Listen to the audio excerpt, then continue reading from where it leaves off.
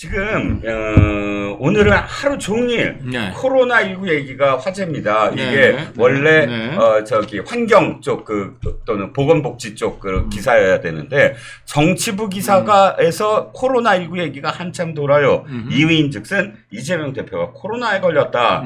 뭐 이재명 대표가 코로나 걸릴 수 있지. 네. 하지만 그렇죠. 이재명 대표가 코로나19에 걸림으로써 모든 정치적 일정이 전부 다 어그러졌습니다. 그럼요. 네. 뭐 빅 이벤트가 오늘 계속 있어야 되는 날들인데 네, 그렇죠. 네. 다 지금 바뀌었어요. 일단 정치권 얘기 좀 정치권에서 도는 얘기 좀 뭐 취재하신 거 있으세요? 이 코로나 관련해서요. 네네. 네.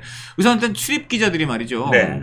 순전히 농담인데 참 보니까는 좋은 시점에 이게 걸린 것 같다. 이제는 뭐 이게 병 걸린 거 갖고서 뭐 이제 농담하면 사실 안 되는데 네. 뭐 정치인이다 보니까 예. 어떤 거냐면은 지금 내일부터 당장 너무 싫은 게 많이 줄줄이 있는 거예요. 아, 그럼요. 당장 내일 이제 선거법 관련 재판이 있어요. 네. 그리고 그 재판이 지금 9월 6일, 원래대 일정대로는 9월 6일 날 결심 공판. 그러니까 구형이 내려진다는 거예요. 네네. 그럼 그 이후에 애니타임 언제든지 선고가 이루어져서 네. 그게 지금 소위 언론에서 이제 나오는 10월 안에 그 선거법 1심 선고가 내려진다 네네. 하는 얘기 그거예요. 네. 그러니까 요 지금 그렇게 회자된 10월 이재명 위기설, 네. 10월 위기설의 단추는 내일 재판이 중요한 거거든요. 그렇죠. 그래야지 9월 6일 이제 구형이 이루어지기 때문에. 그런데 이 시점에서 코로나가 걸려가지고 이거 뭐 지금 2주일 뭐 이런 지금 얘기가 나오고 있어요. 2주일 최소한. 보통 저기 네. 건강한 사람은 한 5일이면은 다 네. 움직일 수 있다던데. 제가 그래서 심지어 이번에 질병관리청장한테 직접 물어봤습니다. 네. 네, 질병관리청장한테 뭐 당연히 이재명 대표 얘기는 하지 않고 네네. 일반적으로 이번 코로나 어떠냐 그랬습니다. 네네. 우리나라 질병관리청장이 지금 코로나 관리의 최고봉이잖아요. 그렇죠. 그분이 이제 실제로 의사이기도 하고 네. 그래서 그분이 그러는데 그거 그렇게 심한 거 아니에요. 한 3, 4일이면 그러니까 며칠이면 돼요. 한 3, 4일 뭐 그 정도면 일반적으로 돼요. 물론 더 갈 사람도 있지만 일반적으로는 그 정도면 됩니다. 그리고 약도 지금 긴급히 지금 수입을 해가지고 네. 오브리게도인가 그런 걸로 해가지고 지금 5만 원에 5만 원에 다 이렇게 공급이 된다는 거예요. 원래 100만 원쯤 하는데 우리 정부가 손을 써서 1인당 5만 원 탄. 의사의 처방전이 있어야 된다. 네. 오늘 아침에 네. 갑자기 기자들한테 공지가 내려온 거거든요. 네. 그러니까 자가 진단을 한 걸로 지금 보이는데. 아, 병원에 가서 공식적으로 그걸 진단서를 잘 받는 게 아니고? 모르겠는데, 그냥 처음에 그냥 그런 얘기 없이 예. 지금 코로나 몸이 이상해서 좀 알아보니까 코로나다. 그래서 오늘 뭐 회의를 쉬고 뭐 하여간 전반적인 일정을 좀 수련한다. 이런 얘기를 그 밑에 이제 당 공보 담당이 했습니다. 네. 그러니까 그때부터 이제 기사들이 야 이거 뭐냐 이제 이렇게 된 거고요. 네네. 지금 들리는 말로는 인천 그 계양으로 아마 추정되는데 네. 병원에 입원했다고 합니다. 예. 병원에 입원이요? 예, 그거 지금 이번까지? 출입 기자가 전해왔습니다. 출입 기자가 이야. 병원에 입원했답니다. 근데 지금 질병관리청장 직접 얘기했어요. 예, 이번 예. 거는 그렇게 심한 건 아니다. 예. 일종의 뭐 독감 같은 거 걸린 거에 이제 볼 수 있다. 네, 네. 일반적인 얘기죠. 물론 그렇죠. 이제 뭐 사람마다 다른데 예. 질병관리청장이 일반적으로 이번 거는 그렇다. 네. 며칠이면 된다. 예. 이게 굉장히 이제 포인트인데. 예. 그래서 지금 출입 기자들도 그 부분이 지금 굉장히 이제 좀 관심이 있으니까 당에 물어보는데 일단은 뭐 그렇게 많이 걸리지는 않을 거다. 다만 그 이제 본회의 28일인가요? 예. 그때까지 이제만 뭐 그때까지 좀 어렵지 않겠냐 뭐 이런 얘기를 좀 한다고 합니다. 자, 네. 그러면 불출석 사유서를 재판부에 지금 제출했나요? 이미 제출했다고 한 것 같아요. 그럼 네. 저기 정변 네네. 이럴 경우 그 질병이잖아요. 그러면 공식 불출석 사유서를 제출하고 공식적으로 진단서 같은 거 첨부 안 하나요? 첨부해야죠. 당연히 첨부해야죠. 네, 당연히 첨부해야죠. 꾀병을 할 수도 있는 거잖아요. 그런데 이런 일이 있었어요. 어떤 일이요? 코로나 한창일 때. 네네. 예컨대 이제 제가 재판을 딱 해야 되는데. 네. 그런데 갑자기 상대방 변호사한테 그렇지. 전화가 왔어요. 그러면서 좀 제가 봤을 때 의심스러운 기침을 하는 거예요. 예컨대 지금 막 이런 일부러 식으로 마이크에 수화기에 대고 그러면서 아 변호사님 저 코로나예요. 재판 연기합시다. 이러는 거예요. 그러면 어쩔 수 없지 뭐. 그러니까 아닌 것 같은데 알면서도 뭐 코로나 그때는 또 코로나가 굉장히 심각한 건 줄 알았으니까. 네. 그러니까 그때는 이제 재판 준비 안 한 변호사들의 핑계거리가 코로나. 담당 재판부에다가 아 제가 코로나 걸렸습니다. 그러면은 그냥 웬만하면이 아니고 100% 다 재판 연기해 줬어요. 근데 그 영향대로 요번에도 그렇게 될 수밖에 없지 않는가.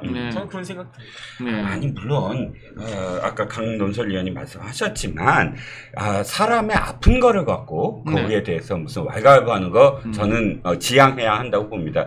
그런데도 불구하고 참 석연치 않아요. 뭘 하더라도 똑부러지게 해야지. 왜냐하면 이재명 대표가 지금까지 걸어온 길이 정말 공식적으로 거짓말쟁이라고 재판부에서도 인정한 거 아니에요? 그렇지만 무죄다. 소극적 거짓말. 그것도 있고 그다음에 또 하나. 사실 너무너무 이재명 편들어 줬다고 욕을 바가지로 들어먹은 유창원 판사 뭐라 그랬습니까? 위증교사 혐의는 소명된 걸로 보인다고 했잖아요. 위증교사란 게 뭡니까? 결국 법정을 상대로 가짜 증언, 거짓말 증언하라고 시킨 거. 이거는 거짓말 증언한 것보다 거짓말 증언을 교사한 게 더 죄 질이 나쁜 걸로 일반적으로 보거든요. 거짓말보다도 더한 거짓말 교사를 지금 한 것으로 판사가 그 이재명 편을 그렇게 들어줬다는 판사도 그렇게 얘기를 했단 말이죠. 그렇죠. 그러니까 이게 천하에 정말 첫 손에 꼽히는 거짓말로 일관했던 정치인이니까 오늘 그 자가진단이 아니라 최소한 자가진단을 했더라도 사진이라도 하나 찍어서 보여줬어야 되는 거 아닌가. 제가 정확히 자가진단인지 병원 진단인지는 알 수 없습니다. 그러나 어쨌든 그냥 그냥 저 당에서 코로나로 나왔다 뭐 이렇게만 얘기했기 때문에 두 가지 가능성이 병원 진단이면 병원 진단서가 당연히 보여주면 만약에 되는 거고. 병원에서 했다면은 몸이 이상해서 병원에 갔더니 병원에서 진단이 나왔다. 아마 이렇게 이제 말이 나와야 되는데 그냥 당연히. 그렇게는 안 나왔어요. 그런데 모르죠. 아직 100% 정말 자가진단인지 혹여 병원을 갔는데 병원에서만 안 나왔, 병원 얘기를 안 했는지는 알 수 없습니다만은 하여간 그렇습니다. 참 희한한 건 이번에 서울대병원을 안 갔다는 거. 지역 병원에 갔다고 하니까요. 서울대병원 찾는 사람이. 제가 그저께 제가 김두관 이제 우리 전당대회 후보 인터뷰를 했어요. 보셨는지 모르겠는데 김두관 그 후보가 그거를 굉장히 지적을 해요. 뭐요? 이번에 185석 이겼다, 175석 이겼다고 그렇게 자랑을 하는데 사실은 200석 갈 수 있었다. 그게 부산 경남에서 엄청 더 갈 수 있었는데 그 부산 엑스포 유치 실패해가지고 정부 여당 잔뜩 민심이 떠나갔는데 이재명 대표가 그냥 갑자기 1급 부산 외상센터 그거 버리고 헬기로 서울대병원 가는 바람에 얻었던 민심이 떠나갔다 이거예요. 그 얘기를 하더라고요. 뭐 떨어져 나간 표가 분명히 있을 거예요. 그러니까 이제 아마도 이번에는 그 지역구 병원에 간 거 아니냐 이런 얘기가 나오고 있습니다. 위증교사 재판도 영향이 미칠까요? 어떻게 보십니까? 위증교사 재판 당연히 영향 미칩니다. 그렇죠. 왜냐하면 위증교사의 실질적 마지막 재판이 월요일이었어요. 그렇죠. 8월 26일. 그리고 난 다음에 9월 30일에 결심하기로 되어 있었는데 8월 26일 재판 못 하겠죠. 8월 그렇죠. 26일 재판 못 하면은 아마 그 사이에 9월 30일 이전에 그 날짜를 잡을 가능성은 많아 보이고 어쨌든 9월 30일에 결심하겠다라고 할 것 같은데 재판장이 김동연 부장이거든요. 대장도 맡고 있는 김동연 부장이 어떻게 할지는 좀 지켜봐야 될 것 같고 그런데 사실은 이재명 대표는 공직선거법도 굉장히 신경이 쓰이겠지만 위증교사죄가 훨씬 더 신경이 많이 쓰일 수밖에 없는 게 공직선거법이나 이제 그 위증교사나 그 판결이 거의 비슷한 시기에 나와요. 그런데 어느 게 먼저 시작했습니까? 공직선거법은 재판 시작한 지 이제 2년 만에 드디어 판결이 나온 거고요. 위증교사죄는 시작한 지 1년 됐어요. 그러니까 1심에서 1년 걸렸고 공직선거법은 2년 걸렸고 그럼 항소심에서 얼마 걸리겠습니까? 항소심에서도 위증교사가 추월할 것 같아. 제가 봤을 때는. 그 다음에 이제 대법원도 그렇고 그러면 대선 얼마 남았습니까? 2년 6개월 남았다. 그러니까 아무리 용을 쓰고 막 미루려고 해도 그 대법원까지 가가지고 위증교사 판결 나온 데까지 제가 봤을 때 1년, 1년 반 이 정도면 나와야 돼요. 나올 거라고 저는 생각을 하는데 그러니까 어쨌든 위증교사죄 재판을 미룰 수 있는 방법을 찾을 수밖에 없는 형편이다. 이재명 대표는. 저는 그런 생각 듭니다. 175석의 의석수를 갖고 있는 제1야당 대표입니다. 그렇다면 또 일정도 이렇게 자신의 어떤 사법 리스크와 관련된 일정도 있고 또 자신이 해야 될 야당 대표로서 일정도 있습니다. 그것을 지금 어긋나게 만드는 정도의 질병이라면 저는 최소한 안 믿는다는 게 아니라 최소한 공식적인 병원 측에 어떤 브리핑도 저는 있어야 된다고 봐요. 브리핑이 필요할 가능성이 있죠. 맞습니다. 왜냐하면 이건 진짜 우리나라 정치 일정과 자신의 재판 일정에 좌우되는 굉장히 큰 사건이잖아요. 그렇죠. 그렇다면 이건 정말 투명하게 이러이러한 데서 이러이러한 지금 상황이다. 라고 그러니까 병원 측의 어떤 공식적인 저는 브리핑이 꼭 필요하다고 보고요.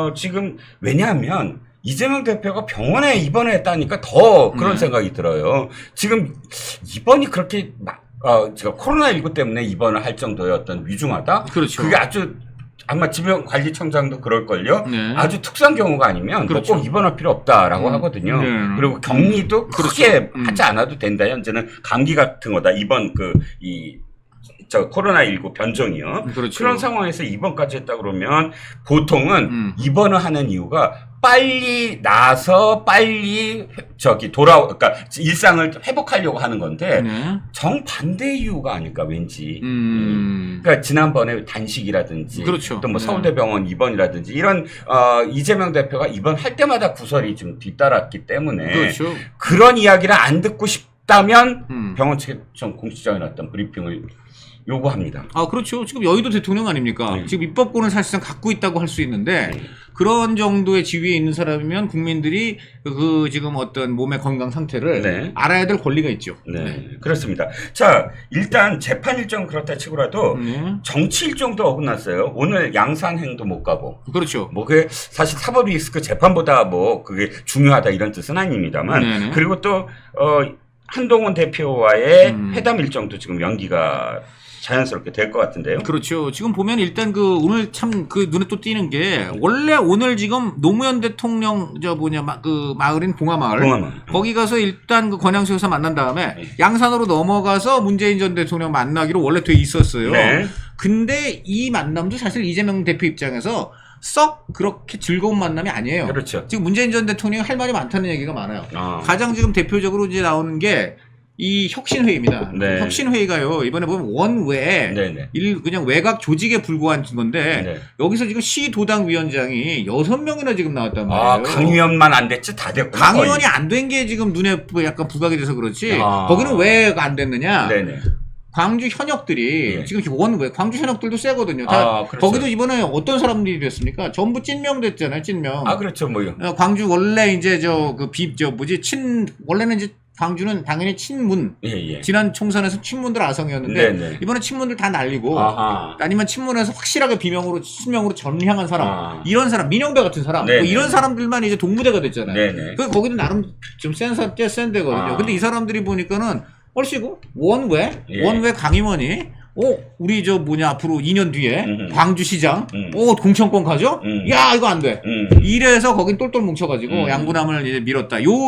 것만 제외하면 딴 데는 다 6석이나 꿰찼어요. 그렇구나. 이것 때문에 지금 무려 지금 이 외곽 조직에 불과한 이 혁신회의에 어제 44명 현역 의원이 44명 지금 들어갔어요. 혁신회의에? 예. 31명까지 내가 셌는데. 그런데 그다음 계속 또 지금 들어가고. 왜냐, 계속. 이게 뭔지 알아요? 줄 서는구나. 압박이에요. 여기 들어가야 네가 친명이라는 거 인증받는다. 이거 누가 얘기했냐면은 김두관 후보가 얘기했어요. 어저께.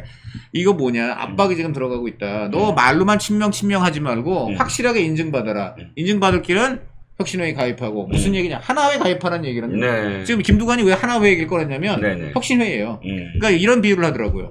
육사 출신도 못 믿고, 예를 들어 이제 전두환이 육사 출신도 못 믿고, 육사 출신이더라도 하나회에 들어와야 너는 내 새끼야 하는 거고 뭐가 다르냐 이거예요. 그래서 하나회를 꺼낸 건데, 지금 이것 때문에 부글부글 끓고 있어요. 김두관 후보가 인터뷰에서 저한테 직접 그러더라고요. 이건 압박이에요. 압박. 그러니까 이게 그러면 여기에 가장 지금 이 압박의 지금 피해자들이 누굽니까? 그게 친노친문들 아닙니까? 그렇죠. 친노친문들은 들어가고 싶어도 못 들어갈 것이고, 뭐 예를 들어 전현희 이런 사람도 지금 들어갔다고 하는데, 자, 이게 그러니까는 내일 만약에 오늘 예정대로 문재인 전 대통령을 만났으면 문재인 전 대통령이 그 얘기를 이미 박찬대 원내대표한테 했대요.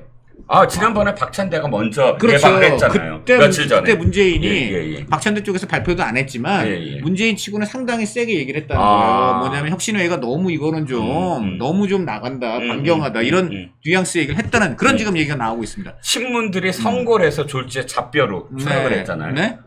그렇죠. 그렇죠. 이제 선거리 혁신회의가 되고. 그렇죠. 그리고 이번에 이제 문재인 전 대통령 입장에서는 이번 전당대회 보고 기가 찼을 게, 아니 4년 전만 해도 대깨문 운빠들이 난리치고 완전히 그냥 지존으로 군림하다가 이번에 영상 축사 한번 했는데 한 방에 갔잖아요. 네. 편협하고 배타적인 행위 하지 맙시다 하는 순간 야유 받았잖아요. 네. 정말 세월이 무상하고 내 권력이 이렇게 땅에 떨어졌구나. 동시에 이재명이 너무 밉다. 혁신회의 저것들 뭐 하는 것들이냐. 네. 지금 부글부글 찾으신 거지. 네. 이 상황에서 저 이재명 오면 얘기했겠죠. 네. 이재명 입장에서 듣기 싫죠. 그렇죠. 가기 싫었죠. 근데 어떻게 이렇게 이 시점에서 딱 코로나가 걸려주는지 네. 참 코로나가 어떻게 보면은 저 어떤 사람에게는 참 뭐 반가운 병도 되는 거 아닌가 뭐 이런 얘기까지 물론 저 다시 말씀드립니다만 이재명 대표 병 걸린 건 안타깝고 쾌유를 기원합니다. 그런데 정치적 상황만 본다면은 어쨌든 문재인 전 대통령 안 만나는 상황과 이유는 코로나가 제공했다. 이건 사실이에요. 한동훈 대표와의 회담도 전 그렇게 여겨지는 게 뭐냐면 사실 한동훈 대표가 공개를 하자고 했을 때 외통수에 걸렸거든요. 네. 공개하는 게 원래 이재명스럽지. 그렇죠. 다이다이로 딱 해서 말이야 나 말 잘하고 또 카메라만 비춰지면 내가 되게 정말 시원시원하게 하잖아. 네. 라는 이미지를 갖고 있는 사람이 회피를 해? 그렇죠. 도망을 가? 이건 안 되고. 그렇죠. 또 받아들이자니 이거는 이게 저쪽이 주도하는 거예요. 내가 끼어 들어가는 거잖아요. 네. 그런 게 참 애매한 상황인데 받아들이기로는 했다면서요. 공개 토론을. 대신 무슨 조건을 내세운다? 그래서 이제 지금 정해진 건 없다. 뭐 이런 지금 얘기가 나오고 있죠. 어쨌든 국민의힘 쪽에서는 그냥 25일 일요일에 합시다. 그래서 이제 밀어붙이는 분위기였고 어쨌든 간에 이제 그 이재명 대표 쪽에서는 뭐 오늘쯤에는 확실하게 이제 한다 안 한다 일정이 어떻게 된다 이런 좀 얘기가 나와야 되는 시점인데 아침에 그걸 기대하고 있던 기자들한테 나온 얘기는 오늘 이재명 대표께서 코로나에 걸리셔가지고 오늘 당무를 취소하셨습니다. 입원까지 하셨습니다. 네, 입원했다는 얘기도 나온 얘기입니다. 네.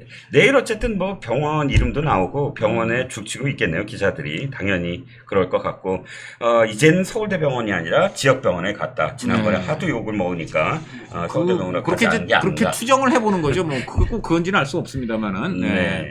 자, 이재명 대표 코로나19와 관련된 이야기는 거기까지 하고요. 정병께 제가 몇 가지만 여쭤볼 게 있어요. 네네. 보니까 오늘은 서초동 얘기가 굉장히 많아요. 서초동에서 이야기들이. 네네. 첫 번째가 저기부터 여쭤볼게요. 그 변협이 권순일 대법관한테 제명 의견으로 징계 개시를 하겠다. 네네. 징계위원회를 열어서 제명을 할 거냐 말 거냐에 대한 어떤 회의를 하겠다라는 건데 이게 최고 수위 맞습니까? 최고 수위는 아니에요. 최고 수위는 아니고 변호사법을 보면 90조에 저 같은 변호사들 이제 나쁜 짓 하면 징계하는데 징계의 종류가 나와 있어요. 제일 센 게 뭐냐면 영구 제명. 영구가 있구나. 네, 영구가 있어요. 영구 없다가 아니라 영구 있네. 그다음에 영구가 없는 그냥 제명이 두 번째. 그다음 세 번째가 제명이 또 있어요. 네, 그냥 제명이 있고 그 제명이 아니라 어입니다. 그다음에 세 번째가 이재명이 떠오르네. 정직이 있는데 정직은 3년. 3년 이하. 그다음에 이제 과태료는 3천만 원 이하. 그다음 마지막에 이제 하나만한 징계라고 할 수 있는 견책. 이렇게 5가지가 있는데 제명이 되면 5년이 지나야 변호사 등록을 할 수 있다. 이렇게 5년이구나. 5년 정도는 이제 변호사 할 수 없다. 이렇게 보시면 될 것 같습니다. 그러면 이게 결정되면 그대로 확정이 되는 건가요? 아니죠. 이제 조사위원회에서 하는 거니까 변협에서 이제 징계를 웬만하면 하겠죠. 그런데 여기에 대해서 불복할 수 있는 방법 많아요. 권순일이 불복하는 거요? 네네. 일단 법무부에다가 이의 신청할 수 있고. 법무부에. 네네. 그다음에 이제 법무부에서 이의 신청 기각하면 재판 걸면 돼요. 소송 걸면 돼요. 그럼 또 뭐 대법관 출신이니까 재판 거는 게 더 유리하겠네. 전관이잖아. 그러니까 일단은 법무부에서 끝내주면 제일 좋고 법무부에서 안 끝내주면은 이제 소송을 제기하면서 그러면서 이제 집행정지한다든지 아니면 가처분을 집행정지가 맞겠네. 집행정지해서 그 제명에 관련된 그 효력을 일시 정지시키고 그런 다음에 이제 본안 소송 쭉 하는데 1심도 하고 2심도 하고 대법원까지 가겠죠. 이럴 때 또 판사들이 어떻게 하느냐에 따라 가지고 뭐 법원에 대한 신뢰가 어떻게 될 것인가 그런 생각은 드는데 그 내용이 좀 약간 그런 게 변협의 결정은 사실 변호사들이 양심을 변호사로서 양심과 상식을 어겼다 뭐 이런 거 아니겠습니까? 그 변호사 내부적으로 어떤 그 신사 협정 같은 뭐 이런 거라고 보이는데 이것을 결국은 또 사법부가 판사 출신의 그런 읍소를 들어가지고 네네. 일단 또 판단을 다시 한번 내려준다는 거잖아요. 아니 대한민국에서 네. 모든 분쟁은 최종적으로 종국적으로 뭐 법원에 가겠지만 해결하는 데는 네. 법원일 수밖에 없는 거고 네. 그 다음에 사실 개인적으로 보면요 네. 그 권순일 전 대법관에 대해서 그 사유 가지고 제명까지 하는 것은 과해 보인다라고 하는 게 솔직한 제 심정이에요. 아 그렇습니까? 왜냐하면 뭐 고문으로 했는데 거기서 이제 뭐 변호사 업무 비슷한 거를 변호사 이제 그거 하지 않고 네. 물론 이제 변호사법 위반이긴 한데 예. 그런데 그 조금 과한 거 아닌가 네. 그런 생각이 드는데 그럼에도 불구하고 변호사들이 변협에서 이 징계를 이렇게 해야 되겠다라고 마음 먹은 거는 결국 보이지 않는 게 있다는 이야기죠. 어떤 건가요? 그게 뭐냐면 재판 거래. 저도 그걸 봅니다. 왜냐하면 재판 거래가 이게 심증은 충분한데 물증이 부족한 거 아닌가? 그러니까 검찰에서 과연 재판 거래 관련해 가지고 기소할 수 있을까? 네. 그런데 변호사들은 저도 변호사지만 변호사의 양심에 비추어 봤을 때 권순일 같은 사람은 제명되는 게 맞다. 그런 생각들에 대한 공감대가 있으니까 네. 일단 제명을 할 것이다라고 보여지고요. 예. 근데 여기에 대해서 권순일 대법관이 아니다 그냥 빠득빠득 이제 법대로 하자. 네. 맞는지 틀리는지 법원까지 가보자. 그러면 또 이제 하세월 걸리면서 또 국민들이 굉장히 이제 또 열받는 상황이 벌어질 거고 그냥 겸허하게 아이 그래 내가 한 짓이 있으니까 그냥 이런 처분을 받아들이자. 그러면은 뭐 그냥 또 뭐 5년 뒤에나 변호사 할 수 있을까? 뭐 예. 그런 생각이 듭니다. 그리고 결국은 지금 저 우리 정 변호사님은 말씀의 묘미가 반전인 것 같아요. 네. 그러니까 지금 언제나 반전이에요. 드러난 맞아요. 혐의 끝까지 갖고서 봐야 돼. 드러난 끝까지 혐의 봐야 갖고는 이 벌을 주는 건 조금 지나친데요. 그러나 사실 드러나지 않은 그럼에도 불구하고 많은 변호사들이 지금 굉장히 의심을 하고 있는 딴 혐의. 네네. 요 혐의 때문에 드러나는 혐의만 갖고 일단 저렇게 한 건데 드러나지 않은 혐의를 본다면 저 정도 형벌은 충분히 맞는다. 뭐 이런 얘기 아닌가요? 그러니까. 저는 언제나 반전 반액입니다. 정말 반핵 그렇죠. 반전 반핵. 네, 저기 맞습니다. NL이셨어요? 네. 아니 지금요 그 NL이 정말 재미있는 게요. 예. 딱 여기 미국의 전술핵이 우리 남한 땅에 있을 때 예. 그때만 반핵을 하고요. 예. 그 미국의 전술핵이 철수해서 우리나라는 이제 핵이 없고 예, 예. 그때부터 근데 김일성 왕조가 이제 핵을 만들었거든요. 예, 예. 그때부터는 반핵을 안 해요. 그렇죠. 그러니까 이 핵보유- 사람들의 반핵이라는 거는 미국의 핵 또는 대한민국에 배치된 핵을 반핵을 하는 거지. 그렇지. 김정일 왕조, 김정은이가 개발하는 핵은 전 찬핵이라고 봐요. 네, 그다음에 그렇습니다. 저희가 반핵이라고 할 때는 네. 그런 의미도 있지만 네.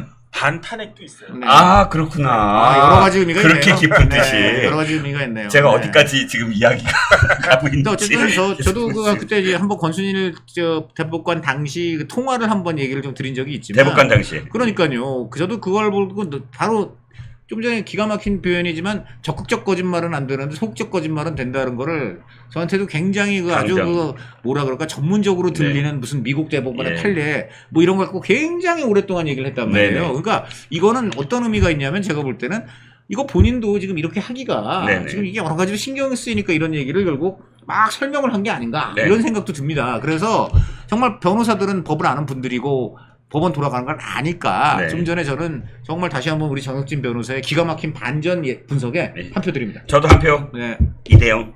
자, 그런데 다른 얘기도 하나 더 해보죠. 김혜경과 관련돼서 네네. 이게 지금 그 준비기를 다시 잡는다는 기사는 이미 다 말씀을 드렸는데 나 이 기사를 보고 처음으로 또 느낀 게 뭐냐면 뭐 두 분은 아셨겠지만 김혜경이 검찰의 피고인 신문에 응하지 않았어요. 진술 거부권을 행사를 했더라고요. 네네. 나 지난번에 이걸 왜 몰랐지? 근데 보니까 재판부가 이렇게 요구했어요. 진술 거부권을 밝히긴 해서 알았다. 그건 맞는데 그러나 의견서 형식으로라도 변호인 측에서 제출해달라라고 얘기했습니다. 네네. 무슨 의미인가요, 이게?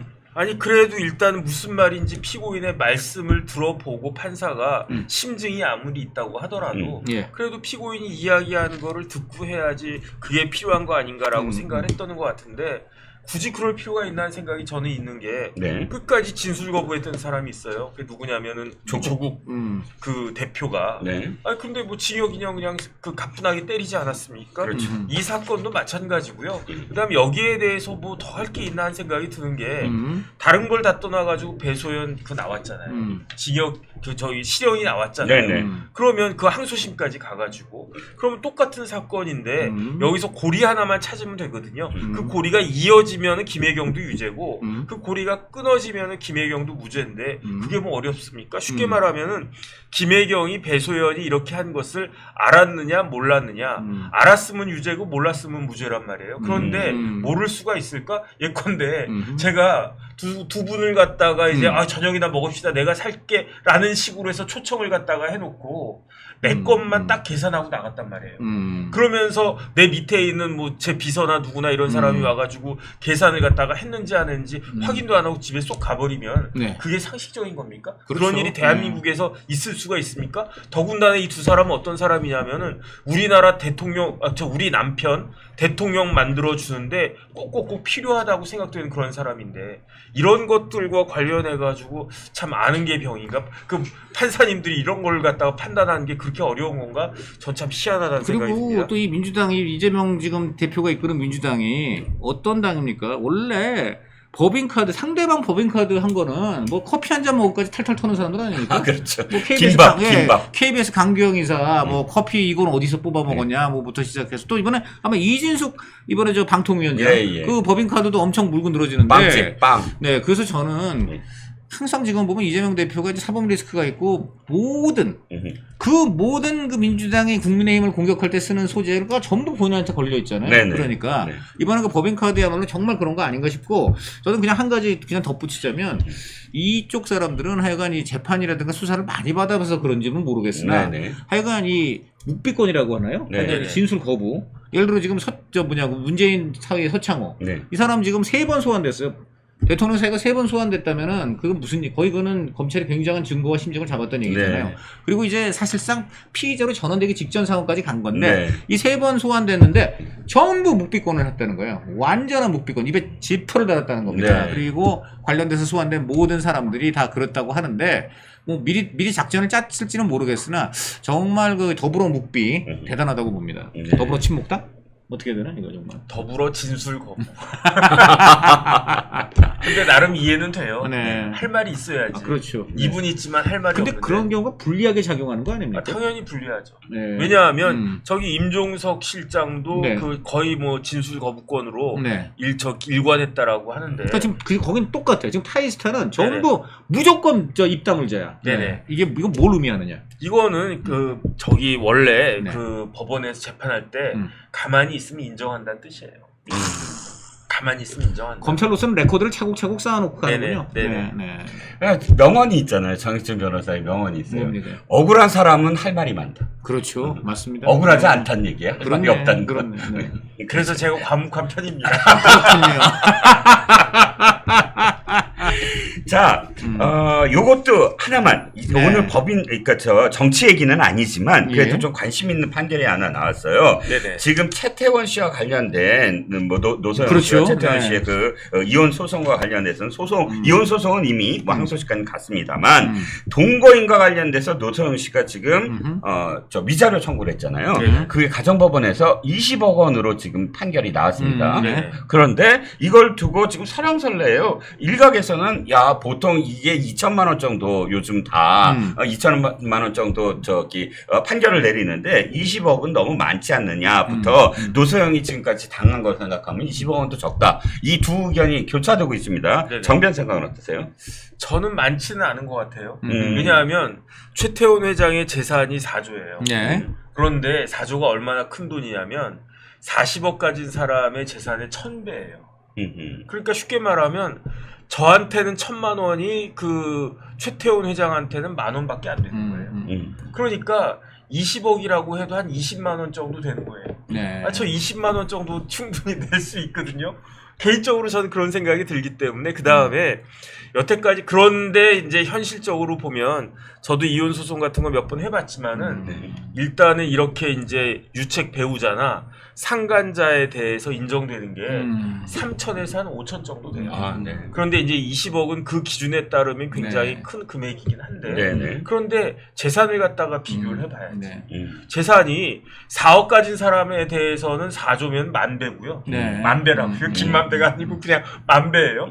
그 다음에 40억 가진 사람도 40억도 작은 돈 아니지 않습니까? 그렇죠. 40억 기준으로 해서 1000배예요. 1000배. 그러니까 지금 20억이라고 하는 게 만분의 1로 나누면은 20만 원이고 그 다음에 1000분의 1로 나누면 200만 원이란 말이에요. 그렇죠. 그러니까 뭐 40억 가진 사람이 바람 폈는데 거기에 대해서 위자료로 그 돈 내놔라. 그게 이제 200만 원이다.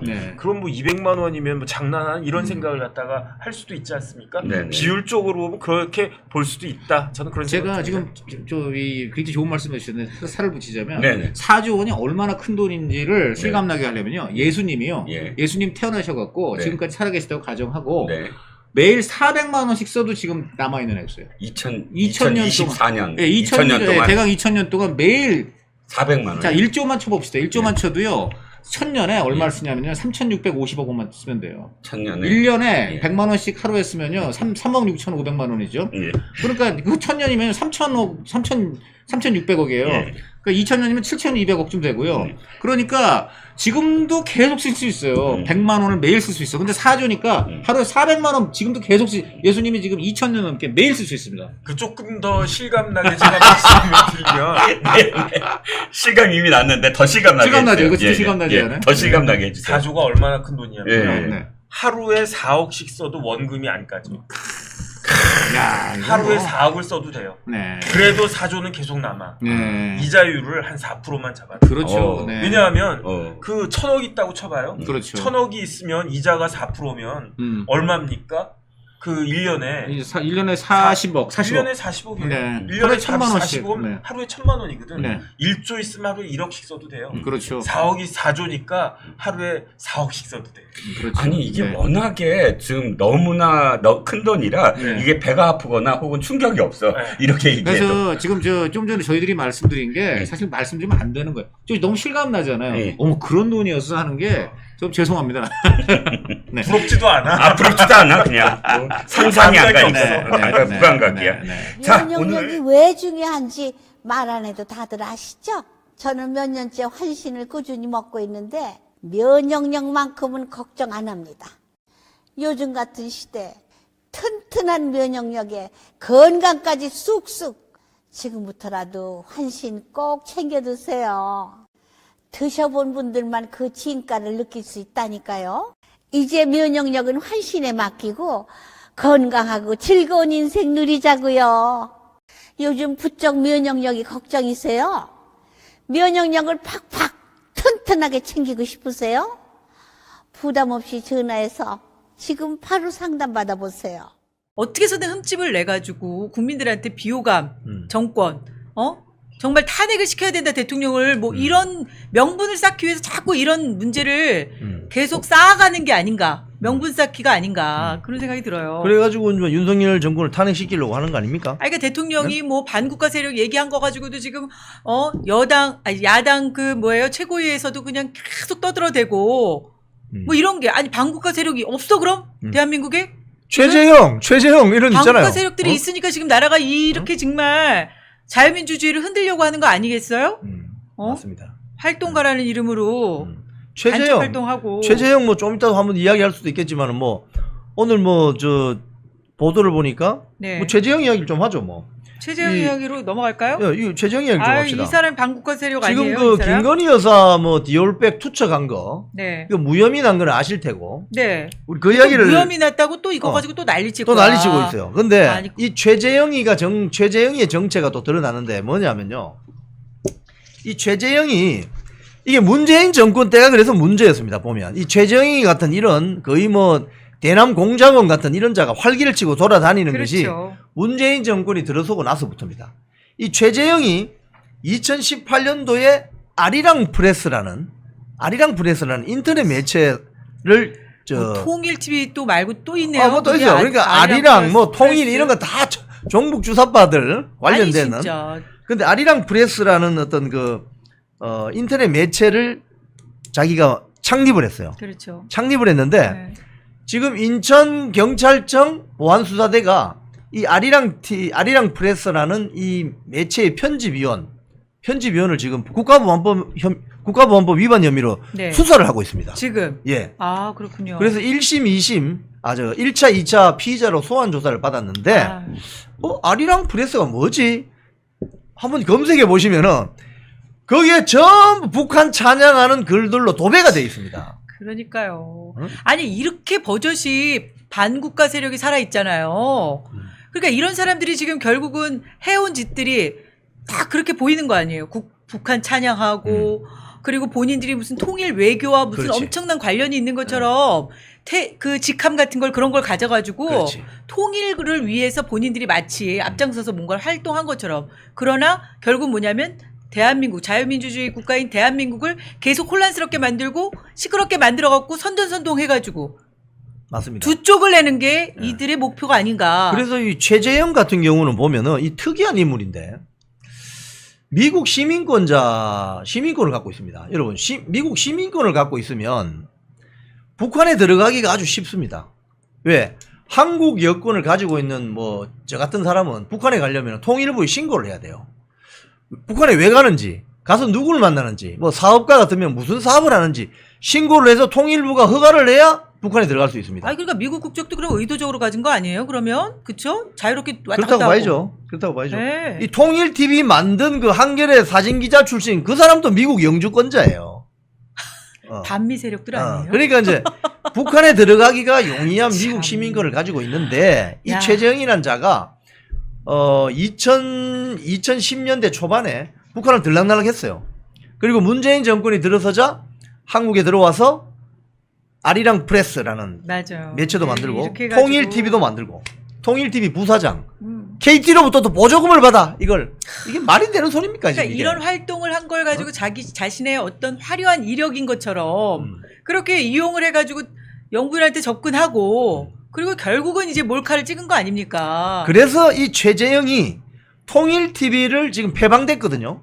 그 조선중앙통신 그림을 하도 많이 이렇게 방송을 해가지고 이게 폐방이 돼버렸습니다. 그래서 김건희 여사에게 접근해서 이 통일 TV 좀 살려주세요라고 청탁을 하려고 했던 거지. 그러니까 보면요 이런 식으로 했던 사람들이 보면 다 반국가 세력이라고 볼 수밖에 없는 게 국가보안법이 이게 그러니까 결국은 뭐냐면 국정원의 대공수사권을 박탈했기 때문에 그건 누가 이런 박탈했어요? 식으로 문재인 정권 때 박탈한 거잖아요. 그리고 이 문재인 정권 때 국정원에 뭐예요? 국정원 제1차장까지 했던 사람이 지금 박선원. 이 사람이 지금 국회 부평으로 해가지고 국회 지금 들어갔잖아요. 네. 이 사람이 또 반국가 세력 얘기했다고 대통령한테 또 엄청나게 또 얘기해서 대통령실에 종북 세력들이 있는 게 아니냐고 이러면서. 박선원 민주당 의원으로 말할 것 같으면 야. 80년 초에 삼민투라고 삼민투 그 위원장 한 사람입니다.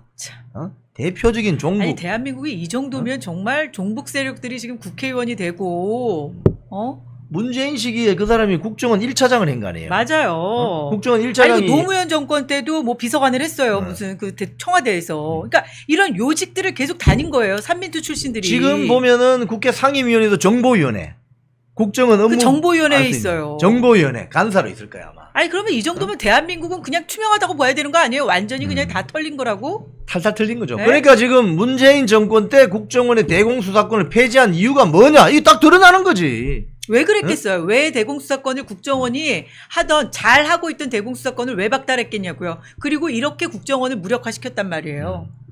그러니까 최재형이를 지금 당장 잡아놓지를 못하잖아요. 저렇게 활개치고 돌아다니는데. 이러니 이자가 이 몰카 있는 이 시계 서울의 소리부터 제공받아가지고 김건희 여사한테 들고 들어가서 백 하나 한 손으로는 백 주고 이 선물하는 척하면서 한 손으로는 이거 찍고 있는 이걸 다시 또 서울의 소리에 제공해서 언론에 터뜨리고 완전히 그 가짜뉴스 만들고 이런 거 아닙니까? 그래놓고 인터뷰하는 모습 보세요. 저는 진짜 악마를 보았다 그 말이 딱 맞는 거예요. 인터뷰할 때 너무 당당해. 수사받으러 가면서 마치 자기가 정의를 위해서 뭔가를 엄청난 것을 밝혀내기 위해서 뭔가 희생한 것 같이 야, 뭐 진짜 뻔뻔하기가 이를 데가 그 없어요. 국회 그거 보면 악랄해요, 악랄해. 법사위 저 증인으로 나왔거든요. 거기서도 또 떠드는 조배숙 의원이 그 교회 아마 권사님이실 거예요. 조배숙 의원이 목사 맞냐고. 예, 목사 맞아요. 그러니까 목사 맞다고. 그러니까 어디에서 뭐 신학을 공부했느냐 네. 등등 이야기하다가 네. 아니 목회자가 성도가 함정에 빠지지 않고 넘어지지 않도록 하는 게 목회자의 역할이지. 그렇죠. 실족한 사람들 함정을 봐서 그게 목회자냐고. 어?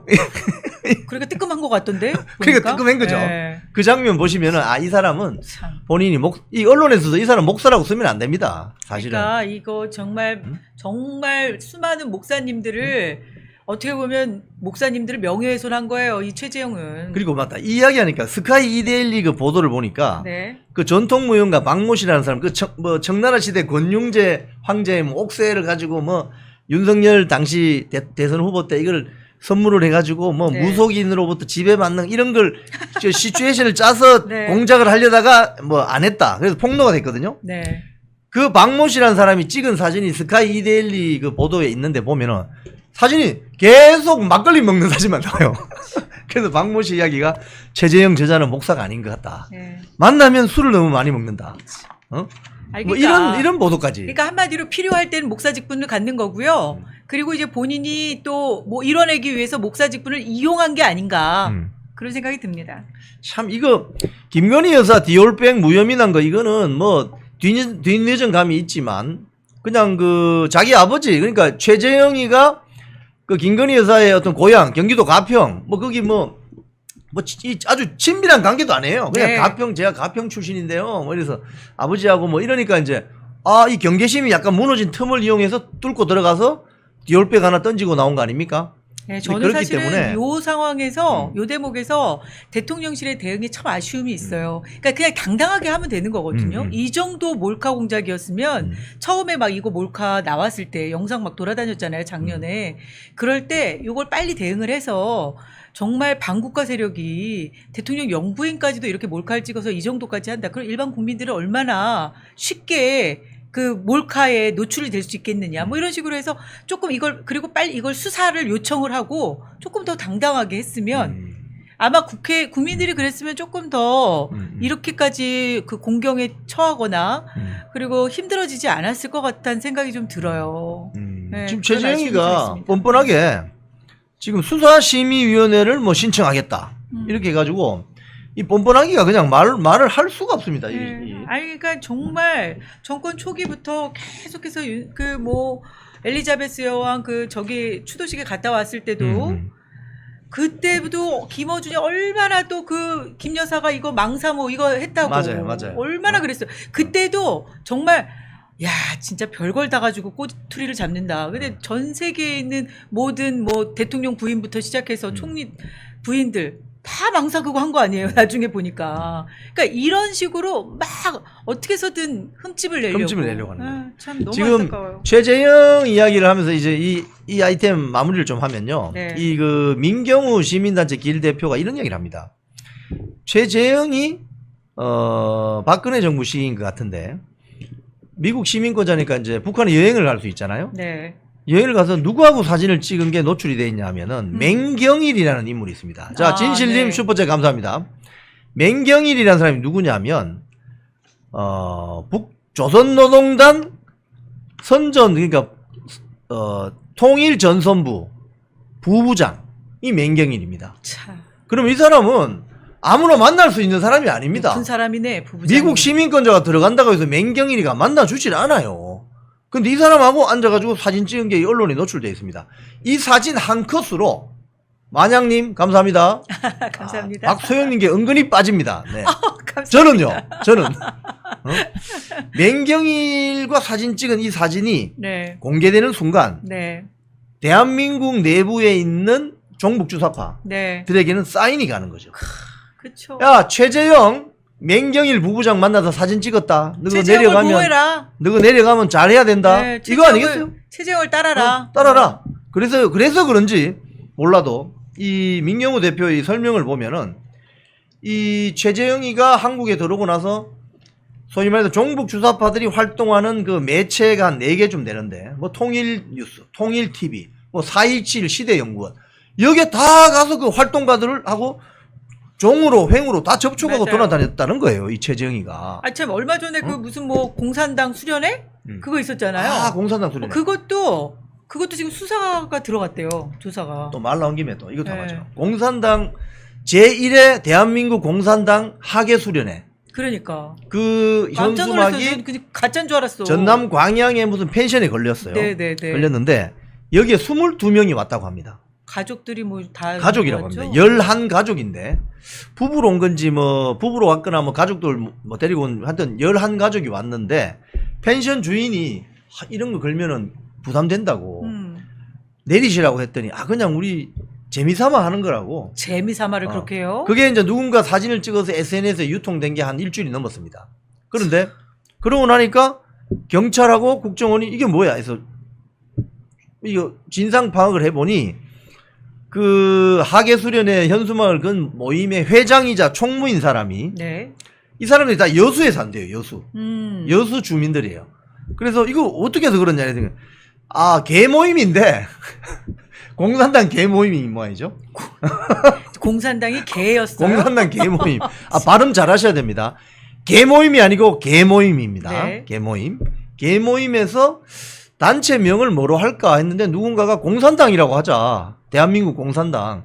그래서 전부 웃음이 나와서 그 현수막을 걸었다고 하는데 이거 믿을 수 있습니까? 없습니까? 그러니까 어쨌든 수사 들어갔대요. 네. 이거는 이런 거 밝혀지겠죠. 믿을 수가 없죠. 왜냐하면 그 개모임 회장이자 총무인 사람이 나이가 44살이더라고요. 네. 근데 44살이면은 공산당이 뭔지를 모르나? 그러니까요. 그 이석기 검거 당시에요. 이석기가 내라는 모죄로 들어간 거잖아요. 그래서 9년을 넘게.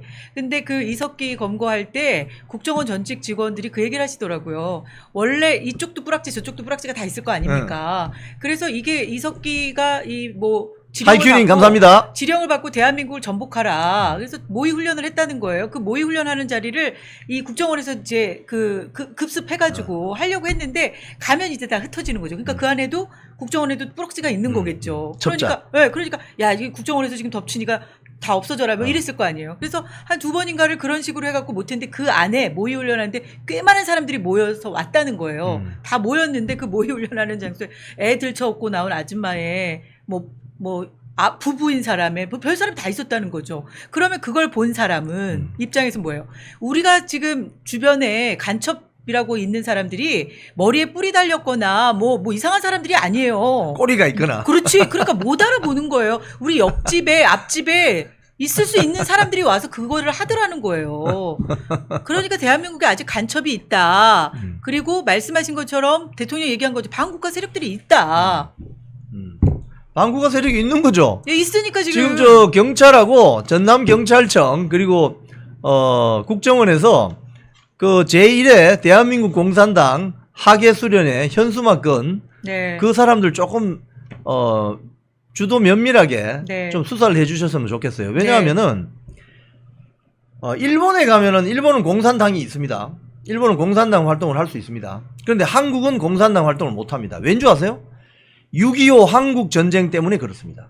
네, 남북이 지금 나눠져 있고 남북이 나눠져 있고 조선공산당 창립 선언문에 보면 무장 폭동혁명을 일으켜서 프롤레타리아트 전체주의 독재 국가를 만들어야 된다고 되어 있습니다. 그래서 각 분야 세포 러시아 말로 뭐 있어요. 예매치안가 네. 세포에다가 방금 말씀하신 불확지 첩자를 넣어서 활동을 한다 이런 식이 되어 있다니까요. 그래서 기본적으로 조선공산당 그러니까 지금 이제 북조선 노동당이 된 건데 조선공산당 창립 선언문에 무장 폭동 혁명을 일으켜서 살인, 폭동 뭐 이런 걸 하는 것이 수단으로 되어 있는 조직이 공산당입니다. 그렇죠. 근데 그 공산당 하계 수련회를 현수막 걸고 한다고 정신 나간 사람들이 정말 어처구니가 없습니다. 네. 그 여수에 산다는 그 주민들 22명 혹시 그 경찰에서 전화 오거든 가서 조사 잘 받으세요. 대한민국이 지금 언제부터 그래서 사실 이거를 밝혀내는 것도 쉽지 않고요. 저 사람들이 간첩질을 하는 게 사실 과거하고는 또 많이 달라졌기 때문에 사실 그런 걸 밝혀내는 게 쉽지 않습니다. 전에 그 몇 달 전에 그 편앤마이크 기사 보면요. 네. 김정일 정권 때 네. 간첩을 한국에 보내는 이 작전이 바뀌었다는 거 아닙니까? 음. 옛날에는 북한에서 태어난 사람을 소위 난파. 말해서 난파하는 그 교육을 해가지고 갔는데 네. 이제는 밖에서 그냥 자체 육성된 이런 세력들을 스카우트해서 그냥 보낸다는 거예요. 아 그리고 김문수 전 지사께서 그거 하신 거 말씀 들었잖아요.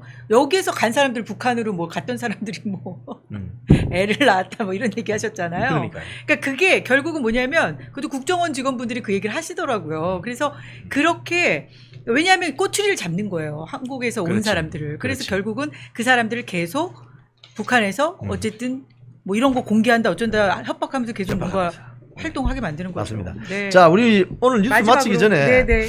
이 조국까지 지금 소환됐습니다. 아 그러니까요. 조사 저희들이 받았더라고요. 지난번 시간에 지난번에는 우리 임종석 얘기를 한참 임종석 했잖아요. 이야기 하다가 우리가 그 전망을 했잖아요. 네, 조국도 갈 거다. 조국이 소환될 것이다. 네. 멸콩 TV의 이 예측이 맞았습니다. 조국 바로 그 다음 날 네. 전주지검에 지금 들어오세요. 빨리 오세요. 지금 소환 명령을 받았는데. 아니 그 조국 요즘 얼굴 완전 맛이 갔어. 아, 왜 그렇죠? 아니 얼굴이 폭삭 늙은 것 같지 않아요? 그리고 얼굴이 그래요? 되게 이상해졌어요. 자, 조국 씨가 뭐라고 했냐면은 그 임종석 전 비서실장이 이제 소환돼서 조사받은 이유가 이상직 전 민주당 의원을 중진공 이사장으로 꼽아 넣는데 비공개 회의를 가졌는데 그렇죠. 거기에 참석한 임종석 사람. 민정수석실에 백원우 비서관이 왔는데 그럼 조국 몰랐나? 그렇지. 조국이 알았어야 되는 거 아니에요? 그러니까요. 근데 조국이가 딱 그 다음날 바로 뭐라고 하냐면 언론에 이렇게 보도됐습니다. 아 조국 말하고 너무 웃겨. 문재인 전 사위도 모르고 이상직도 모릅니다. 저는 그게 말이 돼? 이게 말이 되냐? 아니 이게. 조국이 이상직도 모르고 전사위인 서모 씨도 모른다는 게 말이 돼요? 민정수석이 해야 되는 일이 뭔데? 친인척 관리까지 다 해야 그렇지. 되는 거 아니에요? 그럼 친인척 관리하면은 그 예. 문다희 씨를 알 거니까. 예, 이거 문다희 씨 남편이 누군지를 아는 거지. 아니 이걸 몰랐으면 이건 직무유기네. 일을 안 했구만. 제대로 일을 안 한 놀았구만 거네. 그냥. 거기도 연필만 깎고 놀았나? 그러니까 지금 조국 씨가 이제 소환 날짜가 잡히면 전주지검에 가서 이제 검찰이 만들어 놓은 그동안 수사해온 네. 그 자료를 보면서 아마 기겁할지도 몰라요. 그렇지. 예? 아 여기까지 돼 있는 거야? 막 이럴 수도 있고요. 지금 계좌 추적도 상당 부분 했고 네. 뭐 통신 기록 이런 것도 하지 않았겠습니까? 아니 지금 결국 뭐 7월 1일자 그 신문 보니까요. 예, 예. 서울중앙지검에서 울산시장 선거 개입 이거 엄청 요즘 수사가 그렇게 오래 안 되던 게 그렇잖아요. 2020년도에 이 사람 지금 18년도에 당선된 사람이잖아요. 송철호. 송철호. 근데 그때 2018년도에 이 울산시장 선거계 이게 지금까지도 지금 사건이 마무리가 안 됐잖아요. 이게 요즘 되게 빨리 지금 돌아가고 있는데 이때도 이거 지금 검칼날에 문정부 캐비넷이 열리냐 지금 계속 수사가 급물살을 타고 있거든요. 이게 그러면 조국은 여기에도 자유롭지 못해요. 그렇죠. 이거 자유롭지 못해요. 왜냐하면 그때 민정수석이었고 청와대가 조직적으로 울산시장 선거에 개입한 거 아니냐. 네. 그때 울산경찰청장이 아마 황운하였죠. 그랬죠. 그래서 이런 것들이 이제 밝혀지게 되는데 이게 결국 보세요. 법무장관 바꾸고 중앙지검장 이창수 한 명 바꾸니까 이게 이렇게 수사가 속도가 내는 거 아닙니까? 그러니까 이쪽은 지금 저 연필 깎던 총장님은 빨리 나가셔야 될 것 같은데. 아니 그러니까 이쪽은 보세요. 이쪽 진영하고 묘하게 얽힌 사람들 있죠. 광우병 때 그 뭐 조능이 이런 사람들도 뭐 계속 승진하고 그다음에 최승모 이런 사람 사장까지 되고 그런 것들을 또 이상하다고 했잖아요. 우리 지난 방송에도. 근데 보세요. 울산시장 선거 개입돼 있는 이 황운하.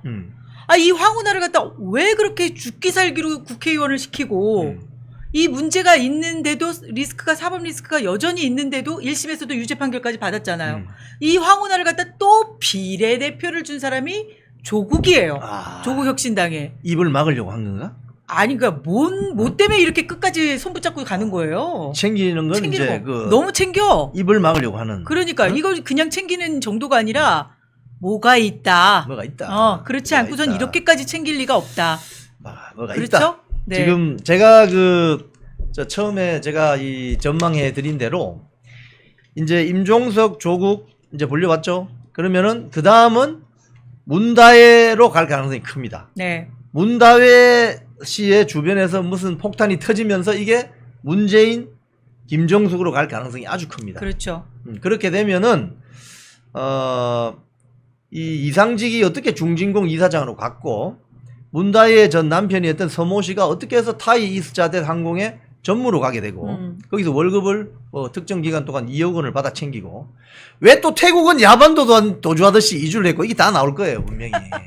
이거 나오면 이제 볼만하겠다. 이게 보니까 범죄까지 얽혀야지 뭐 국회의원 배지 달고 이러나 봐요. 여기는. 서로 간에 다 네? 뭔가 물려있는 아니 거지. 이번에 그 저기 누구야 나경원 의원 지역구 동작구에 나왔던 사람 류삼룡 그 사람도 되게 웃기는 타이밍이잖아요. 아니 그 사람이 국회의원 배지 달 만한 저기가 되나? 저는 그 토론회 보면서 너무 실력 진짜 안 되더라고요. 그래요? 근데 그런 사람을 갖다 동작구에다가 딱 집어넣잖아요. 이재명이. 왜 그랬을까? 우리 댓글 쓰시는 시청자 여러분들 상당히 이거 정치 수준이 고관이었죠. 높으세요? 버닝썬 윤규군 아직도 송파경찰서에 있나? 저분은 지금 내용을 뭔가 아시는 분입니다. 아유 그러니까요. 감사합니다. 근데 그 닉네임이 너무 긴데요. 5L of bread, 2 fisheries. 오병이었구만. 그래요. 면역력이 왜 중요한지 말 안 해도 다들 아시죠? 저는 몇 년째 환신을 꾸준히 먹고 있는데 면역력만큼은 걱정 안 합니다. 요즘 같은 시대 튼튼한 면역력에 건강까지 쑥쑥 지금부터라도 환신 꼭 챙겨 드세요. 드셔본 분들만 그 진가를 느낄 수 있다니까요. 이제 면역력은 환신에 맡기고 건강하고 즐거운 인생 누리자고요. 요즘 부쩍 면역력이 걱정이세요? 면역력을 팍팍 튼튼하게 챙기고 싶으세요? 부담 없이 전화해서 지금 바로 상담 받아보세요. 저희가 지금 방금 속보를 받았습니다. 이재명 코로나19 양성, 문재인 전 대통령 예방 수년. 이게 문재인을 피하는 겁니까? 한동훈을 피하는 겁니까? 이거 둘 다 피하는 거.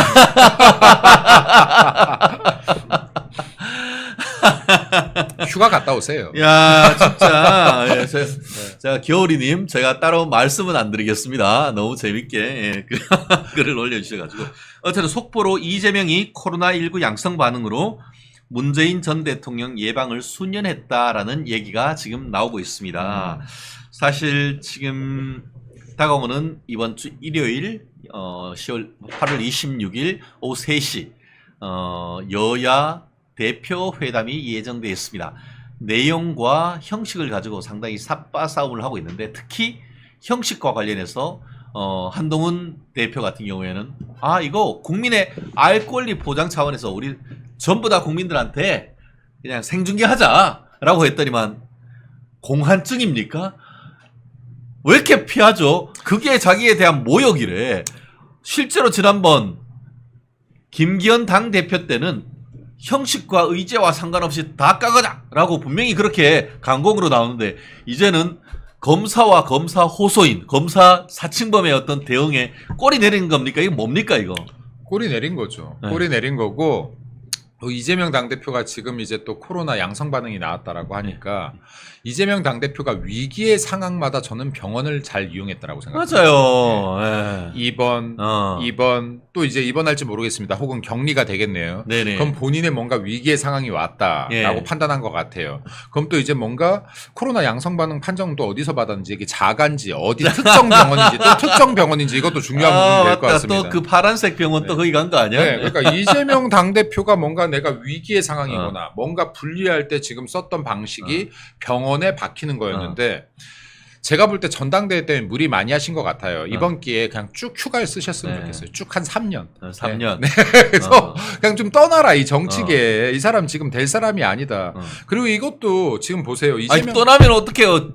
너의 오라를 받아라 해야지. 떠나 있으면 가겠죠 거기에서. 그렇구나. 정치권에서 역시. 잡혀가지 말고 떠나 있다가 가라죠. 어허. 근데 지금 이재명 당대표가요 사실은 민주당 전당대회가 끝나고 민주당 전당대회가 너무나도 이슈가 안 됐잖아요. 인기가 없었습니다. 그러니까 내가 이거를 뭔가 이목을 집중시켜 보려고 여야 대표 회담을 하자라고 던진 거예요. 어허. 근데 이게 준비도 안 되고 던졌어. 왜? 한동훈이 이거 받겠어라고 생각한 거예요. 그렇겠네. 그냥 일단 던졌어요. 어허. 왜 이게 그냥 던졌다라고 제가 얘기하냐면 지금 금투세라든지요. 예, 그리고 지금 여기에 종부세라든지 당의 당론도 안 정해졌어요, 민주당이. 이런 논의도 지금 당론조차 안 정해졌는데 민생에 대해서 지금 논의하게 만납시다. 그렇지. 그냥 던진 거예요, 이거는. 근데 한동훈 대표가 그럽시다라고 이렇게 적극적으로 받을지 몰랐던 거예요. 그렇지. 예. 넙죽 받아버리니까 당황한 거예요. 어. 당황하는 거예요. 어. 야, 헐, 왜 이거 이렇게 받아? 어허. 하는데 지금, 야, 이것도 한번 받아본 거 아니야 하고 또 맹공을 펼쳐요. 어허. 내일 당장 합시다. 네. 그러니까 한동훈 대표 쪽에서 내일은 일정이 있으니까 모레 합시다 이래버리거든요. 그러니까 이게, 야, 이것 봐라. 이거 피할 수가 없겠구나 하고 일요일로 잡혔던 거 아닙니까? 그렇죠. 일요일로 잡혔는데 잡고 나서 보니 이거 참 곤란한 상황이거든요. 당론도 안 정해져서 그냥 그렇네. 던져본 건데 정책적 준비도 안 돼 있어. 가가지고 자기들이 얘기할 거는 여전히 최상병 특검뿐이 없는데 그럼 국민들이 보실 때 저 새끼들 또 정쟁용이네. 민생 없네. 할 것이고. 그러면 지금 민주당에서 이거 아무래도 안 좋은 영향이 오겠구나, 여론에. 이거 적합치가 않다. 하고 있는 와중에 지금 국민의힘에서 오픈하자. 국민들 앞에서 하자. 토론. 생중계 하자라고 한 거예요. 그러게요. 근데 민주당 이재명 당대표가요, 토론 잘하는 것 같죠. 토론 못해요. 이 사람 토론 못해요. 아하. 토론 잘하는 사람이 아닙니다. 그 생중계에 울렁증이 있어요. 어허. 이 사람 생중계에 울렁증이 있다는 제가 증거를 말씀드릴게요. 오케이. 김기현 당대표 시절에요. 이 비슷한 상황이 있었어요. 이재명 당대표가 나랑 토론합시다라고 어허. 했더니 김기현 당대표가 그때 제 대변인이었습니다. 아. 김기현 당대표가요. TV 토론도 좋고 라디오 생중계도 좋으니 뭐든 생중계로 합시다라고 어허. 했어요. 이러고 나서 꼬리만 게 이재명 당대표예요. 어허. 이거 정확하게 얘기하면요. 어허. 그리고 지금 기억나실지 모르겠는데 지난 총선 때요. 개항을 해서 TV 토론회 할 때 이거 생중계하는 거 반대했던 거 이재명이죠. 그렇네. 예. 맞죠? 맞아. 이번 전당대회 때도요. 녹화 방송하는데 녹화 지금 다시 하자라고 해서 이거 한번 다시 된 적이 있어요. 아하. 이재명 당대표가요. 생중계 울렁증이 있는 사람이고 그리고 지금 생각만큼 말을 잘하고 토론에 강하고 논리가 강한 사람이 아니에요. 그러니까. 이 사람은 선전선동을 잘하는 건데 그렇지. 토론을 하게 되면 이건 1시간 동안 주제를 갖고 얘기를 해야 되거든요. 그렇지. 선전선동은 10초 20초 만에 끝나야 되는데 그렇지. 1시간 동안 얘기하면 이게 밑바닥이 드러나요. 그렇지. 이재명 진실을 갖다 당대표가 토론하고 싶어하는 사람이 아니라니까요. 그러니까. 예. 그러니까 지금 무섭죠. 공안증이 오죠. 그렇지. 야, 한동훈과 내가 국민들이 보는 앞에서 토론을 한다면 내가 작살 나겠구나. 작살. 이거. 예. 개박살 난다. 그러면 지금 이거 두려움이 있죠. 어허. 야, 이건 생각지 못했던 어. 전개인데 이거 말도 안 되는 소리라고 일단 반격을 해야겠는데 분위기가 또 여론이 안 좋아요. 그렇지. 그거 왜 회피하냐고. 그러니까 코로나 걸려버렸대. 그렇지. 코로나 호소인 아니야? 지금 참 이게 네. 기가 막혀요. 타이밍들이 타이밍을. 이번 타이밍이 기가 막혀요. 야, 정말 이거 정말 나 진짜 이건 뭐라고 해야 되나? 예를 들어서 뭐 그러니까 저런 것 같아. 한 토요일 정도 하면은 속이 많이 들여다 보이니까 거부하는 게. 그러니까 그럼요. 하루 이틀 전에 해가지고 야 내가 문재인이도 못 만나러 가. 그런데 내가 너를 만나러 가야겠어. 이런 쇼하는 거 아니냐 하는 의혹이 제기될 수밖에 없는 거네요. 근데 사실 지금 이재명 당대표가 뭐 문재인 전 대통령이 됐든 아니면 여기 여야 대표 회담이 됐든 아니면 대통령과 영수회담이 됐든 이런 거 할 시간은 없어요. 재판받아야 돼서. 아, 맞네. 이거 예, 재판을 1타 3피네. 예. 1타 3피. 1타 3피네. 한동훈 피하는 것도 네. 되고 재판도 안 나가는 것도 그럼요. 되고. 야, 이 인간 또 이 재판 사람, 지원 전략이네 이 이거. 사람 지금 이거 이재명 당대표는요. 지금 이번에 앞뜨거 하는 거예요. 왜냐하면 어허. 이재명의 민주당은 민생을 생각하지 않습니다. 민생을 생각한다면 이렇게 21대 국회에 와서도 여전히 최상병 특검이나 그리고 여기에 노조에 아주 편향된 저런 지금 노란봉투법 등을 여전히 밀어붙이고 있지 않을 거예요. 네, 그런데 지금 민생을 걱정하는 척이라도 해야 되는 상황이니 쇼를 하려고 했는데 지금 된통 지금 외통수 맞고 있는 그렇네. 거예요. 네. 그래서 이거 민주당의 참 진실을 이게 우리 우파뿐만이 아니라 중도들은 최소한 알아야 될 텐데 이걸 어떻게든 간에 지금 확장시키기 위해서 노력해라. 많은 우파의 정치인들께서 이러한 민주당의 행태들, 이재명의 행태들에 대해서 계속해서 이야기해야지만은 이게 중도들까지도 뭔가 이상하구나라고 생각하기 시작할 것이다라는 말씀도 드리고 싶습니다. 그래요. 저는 개인적으로 사실 요즘 오늘 조선일보 일면에도 그 코로나와 관련되는 기사가 있었던 것 같고 최근에 상당히 코로나가 좀 심각하게 우리나라에 지금 퍼지고 있는 것은 사실입니다. 그렇지만 예전만큼 독소가 강하고 그런 거는 또 아닌 것 같아요. 그렇다고 하면은 오히려 한동훈 대표 입장에서는 코로나 그거보다 민생이 더 중요하다. 정말 고열이 있어서 얘기 못할 정도가 아니라고 하면은 그냥 예정대로 우리 한번 회담하시죠 라고 제안해버리면 어떨까요? 국민들에게 누가 더 강하고 누가 건강한 이미지인지 보여줄 수 있는 거 아닙니까? 방송국에서 그 카메라들을 미리 설치하고 두 분만 격리돼서 격리 토론을 한번 네, 격리 회담을 한번 해보는 것도 생방송은 나가고 다른 분들은 뭐 마스크 하면 되는 거지 뭐. 그러니까요. 이게 네. 참 꺼리가 됩니까? 야, 꺼리가 진짜 보세요. 자유우파의 리더들은 건강합니다. 근데 이재명이는 뭐 맨날 헛소리만 하고 진짜 대부분 국민들 그러지 않습니까? 야, 진짜냐? 진짜냐? 진짜 너 코로나 걸렸어? 이런 의혹이 대부분 생기지 않습니까? 그리고 제가 이 말씀도 하나 드릴게요. 지금 여야가 회담을 아마 어떤 식으로든 시간이 멀어지더라도 하긴 할 거예요. 근데 이 여야가 회담에서 법안이 통과됐다고 좋은 법안이 아닙니다. 예. 이거 국민들께서 주의 깊게 봐야 돼요. 예를 들어 서로 윈윈 전략. 그러니까 이것이 민생을 위하는 것이다라고 해서 회담을 하면서 너 이거 양보하고 나 이거 양보하고 주거니 받거니 하는데 이런 법안들이 국민들의 발목을 잡는 경우도 굉장히 많습니다. 그렇죠. 네, 그렇기 때문에 국민의힘 의원들께서는 진짜 이게 주고받기 형식상의 만약에 회담이 진행된다면요. 주고받기식 법안이 아니라 진짜 민생을 위한 법안을 만들어 가시길 바라고 그리고 민주당이 주고받기 하면서 요구하는 법안들에 진짜 민생을 발목 잡는 독소 조항이 있는지 철저히 가려야 된다 하는 말씀도 좀 드리겠습니다. 네. 그렇습니다. 사실 이번 그 8월 26일 여야 대표회담 같은 경우에는 지금 현재 여당 같은 경우에도 한 3가지 이슈, 야당 같은 경우에도 3가지 이슈를 지금 얘기를 하고 있는 것 같은데 그 중에 김 대변인 보시기에 어떤 게 가장 그 중요한 핵심 이슈로 좀 다뤄야 될 것 같습니까? 민주당이 다루려고 하는 건 3가지 형식상 꺼낸 거예요. 아하. 최상병 특검. 예, 우리 당이 지금 다루려고 하는 것은 민생 네. 그리고 정쟁 중지 그리고 이제 그 국회의원 특권 포기를 비롯한 지구당 어떤 그 새로운 부활 뭐 이런 우리 것들이죠. 당이 내세우려고 하는 건 제가 볼 때 핵심은 금투세, 폐지. 예, 저쪽은 최상병 특검.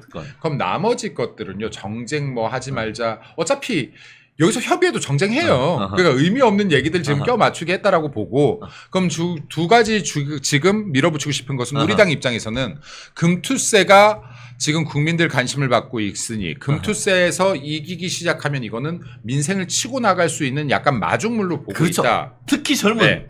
그렇죠. 특히 젊은 세대들 네, 그러면 주식 투자하는 그렇죠. 네. 그럼 이러한 민심을 가지고 올 수 있는 마중물 역할로 보고 지금 금투세에서 시작해서 우리 자유 우파들이 밀어붙여야 될 것들 많죠. 종부세도. 그렇죠. 이것도 제가 볼 때 폐지해야지 맞습니다. 상속세도 폐지해야지 맞아요.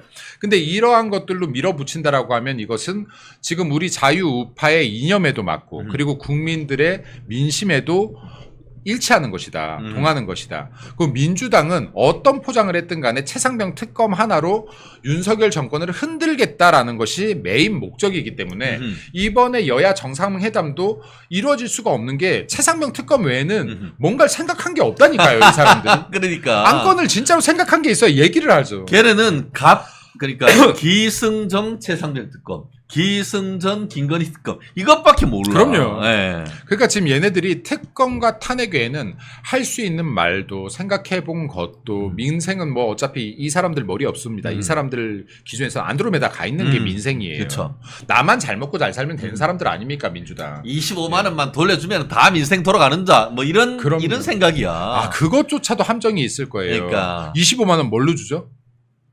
진짜 상품권으로 주잖아요. 그러니까. 이거 상품권도 이해관계가 어떻게 엮여있는지 저는 이거 수사 들어가야 된다고 봐요. 네, 맞아요. 예. 상품권 네. 만들거나 쿠폰 네. 만들거나 디지털 쿠폰 만드는데 그 거래 비용, 메뉴판 비용만 해도 수백억 원이 넘는 거 아니겠습니까? 그러니까 이게 민주당이 하는 것들은 그냥 1부터 100까지 꼼수가 있다라고 판단하고 모든 것들을 다 확인해 보지 않으면 이것들은 결국 국민 혈세에 크나큰 손실을 가져오고 국민 민생 발목 잡기용이 된다. 그러니까 진짜로 꼼꼼하게 살펴보고 민주당이 아무리 정상적인 발언을 해도 여기에 뭔가가 있다라는 생각으로 파봐야 된다라는 말씀도 드리고 싶습니다. 그래서 국민들한테 다 공개하자는 거 아닙니까? 공개해야 돼요. 또 딴소리 할 거니까. 나와서. 또 딴소리 한다고. 앞에서 나와서. 이렇게 해놓고 네. 뒤에서 딴소리 할 거 아니에요. 이번에도 대통령이 지금 축하남 보낸다는데 연락 못 받았다라고 끝까지 우기다가 뭔가 나올 것 같으니까 그게 뭐가 중요하냐고 하고 있는 거 아닙니까? 네. 말이 또 바뀌잖아요. 빤스런 하는 거죠. 빤스런. 대통령이 화합과 뭐 통합을 생각해야지 뭐 그런 걸 갖고 이렇게 계속 얘기하고 그러냐 이렇게 말 바뀌고 있는 거 아니에요. 예. 그러니까 참 이런 것들 잘못하고 있다. 민주당이 아유 참 말해 뭐해요. 민주당이 민주당 하는 거지. 네, 말해 뭐 하겠습니까? 그렇습니다. 또 지금 저희 정말 폐당돼야 되는 당이에요. 그러니까요. 네, 사실 이번에 굉장히 또 흥미롭고 재미있는 게 그 한동훈 대표가 그 의제로 올리기를 원하는 세 가지가 아까 말씀드린 것처럼 정쟁 중단, 민생 집중, 세 번째가 정치개혁 특위입니다. 정계 특위 하면서 핵심이 뭐냐? 국회의원 특권 내려놓기. 국회의원 특권이 가장 게 뭐 100가지가 넘는 데지만 2개. 하나가 면책 특권, 하나 불체포 특권 아닙니까? 근데 이재명이 그거 없으면 벌써 깜빵이에요, 지금. 가셨어야죠. 갔었어야지, 지금. 영영 가셨어야죠. 그러니까 이재명이로서는 정말 속으로서 정말 진짜 만나자고 하니까 진짜 만나네? 이거 어떡하지? 이런 생각이 안 들 수가 없을 것 같아요. 지금 이 불체포 특권도 이재명 대표가 이거 없애겠다고 몇 번이나 공약했습니까? 이거 지금 벌써 이런 면책 특권 없애겠다는 거. 그러니까 그러니까 이게 지금 국회의원들 면책 특권이 있어야죠. 불체포 특권이 있어야 됩니다. 진짜로 국회의원들이 내가 정당한 주장을 하는데 이게 외압을 받아서 지금 뭔가 정치적인 탄압을 받는 상황이라면 있어야죠. 요 대한민국에 요즘에 그런 상황이 있습니까? 이건 범죄자들을 지켜주는 소도가 돼버렸어요. 국회가. 그러니까. 예. 그래서 지금 이게 민주당은 국회를 정말로 범죄자들의 소도 삼아서 이번에 지금 얼마나 나쁜 사람들 22대 국회의원에 많이 들어왔습니까? 이런 것들 정말 참 대한민국이 반성해야 될 일이다. 다시는 이런 일이 일어나지 않게끔 이런 면책 특권이라든지 불체포 특권 이거 이제 없애는 것이 맞다라는 생각이 듭니다. 그렇습니다. 100% 공감합니다. 아 진짜 속이 시원하네. 참 이재명 마스크 쓰고라도 나와. 빤스런 하지 말고.